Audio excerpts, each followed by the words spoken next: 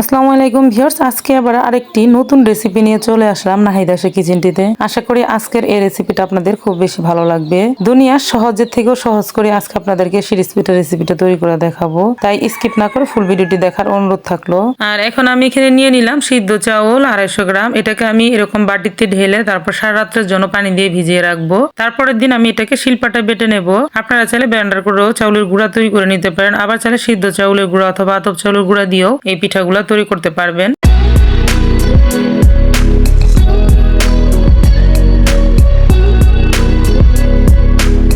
আমি অফ ক্যামেরায় এখানে শিলপাটায় চাউলটাকে বেটে নিয়েছি, আর এখন দেখতে পাচ্ছেন চাউলটা কিন্তু শিলপাটায় বেটে নেওয়ার পরে এখনো অনেকটা ঘন আছে। তো আমি এখানে এখন কিছুটা পরিমাণে লবণ দিয়ে দেবো, 1 চা চামচ পরিমাণ, আর অল্প অল্প পানি দিয়ে একটু পাতলা করে নেব। ডোটাকে একটু নরম করে নিলে খুব সহজে কিন্তু পিঠাটা বের হয়ে আসবে আর তৈরি করতে খুবই সহজ হবে, তার জন্য আমি একটু পাতলা করে নিচ্ছি।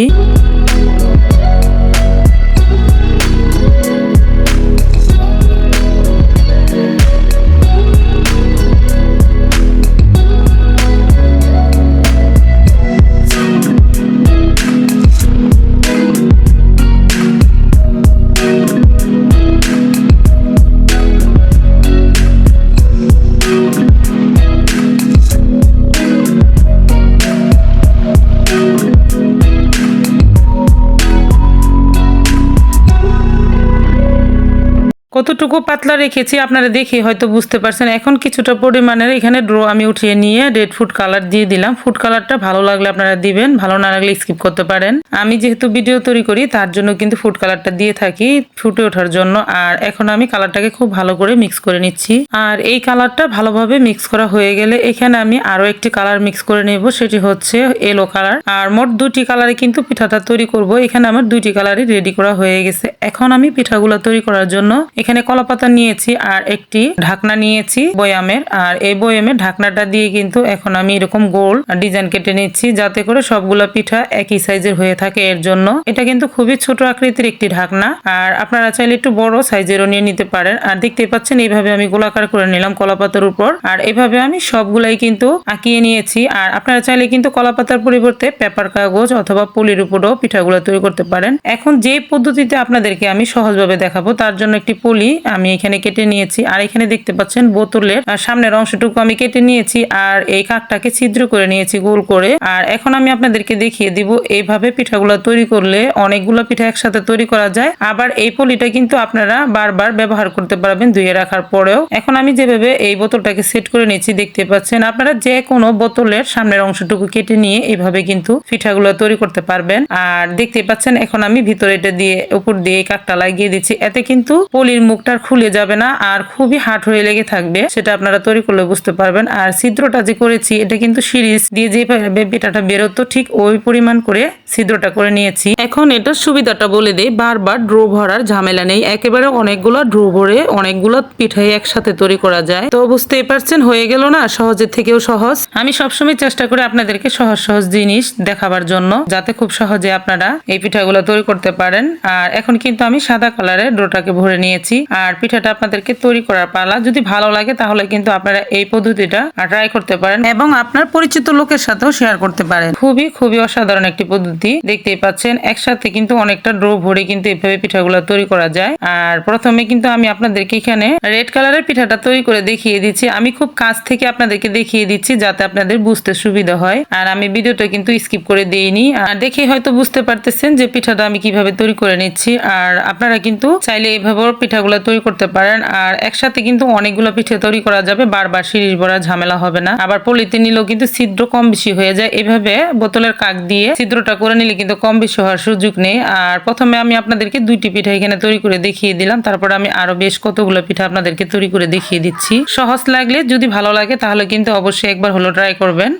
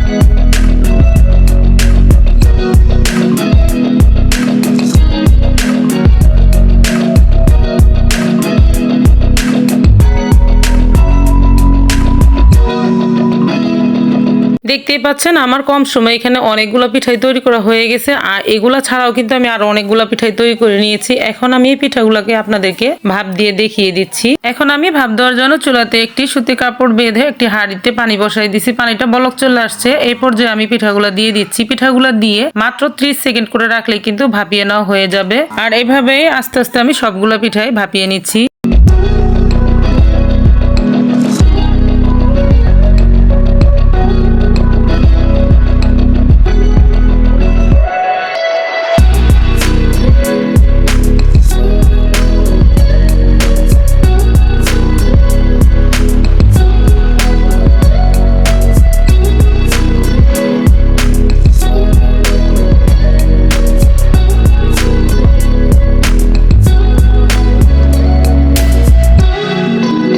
এখন আমার সবগুলো ভাপিয়ে নেওয়া হয়ে গেছে, দেখতেই পাচ্ছেন। আর পিঠাগুলো কতটা সুন্দর দেখা যাচ্ছে। আর সবগুলাই কিন্তু খুব সুন্দরভাবে ভাপিয়ে নেওয়া হয়ে গেছে। এগুলো একেবারে ভাপিয়ে নিয়ে একটা একটা করে ছাড়িয়ে নিলে হয়। আমি আপনাদেরকে দেখিয়ে দিচ্ছি, আলতো হাতে টান দিলে কিন্তু উঠে যাবে। আর এই নিয়মে আমি সবগুলাই কিন্তু ছাড়িয়ে নিচ্ছি।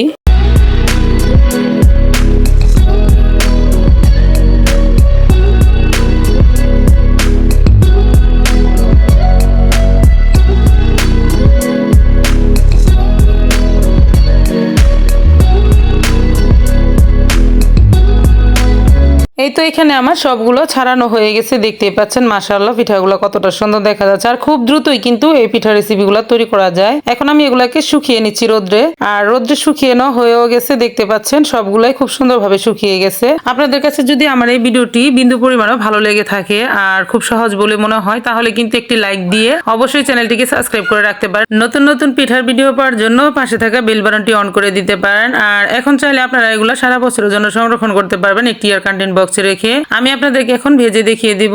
আর চুলাতে আমি কড়াই বসাই দিছি। কড়াইতে তেলটাকে খুব ভালো করে গরম করে নিয়েছি। আর এগুলা কিন্তু আমার আগের ব্যবহার করা তেল। আর এখন আমি একটার পর একটা পিঠাগুলা ভেজে নিচ্ছি।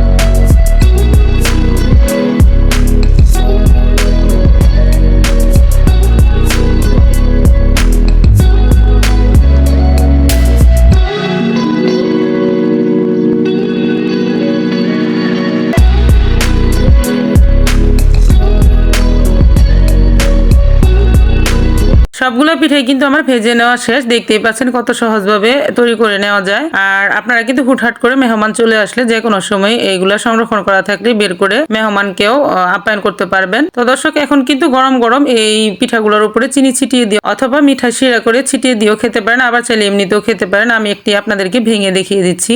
আর দেখতে পাচ্ছেন ভাঙার পরে এই পিঠাগুলো কতটা মুচমুচে হয়েছে। আর দর্শক, ভালো লাগলে অবশ্যই একবার হলেও ট্রাই করবেন। আজ এই পর্যন্ত, আরো একদিন চলে আসবো নতুন কোনো পিঠার ভিডিও নিয়ে ইনশাআল্লাহ। ততক্ষণ পর্যন্ত আপনারা সকলেই ভালো থাকবেন, সুস্থ থাকবেন। সবাইকে জানাই অসংখ্য ধন্যবাদ। আল্লাহ হাফেজ।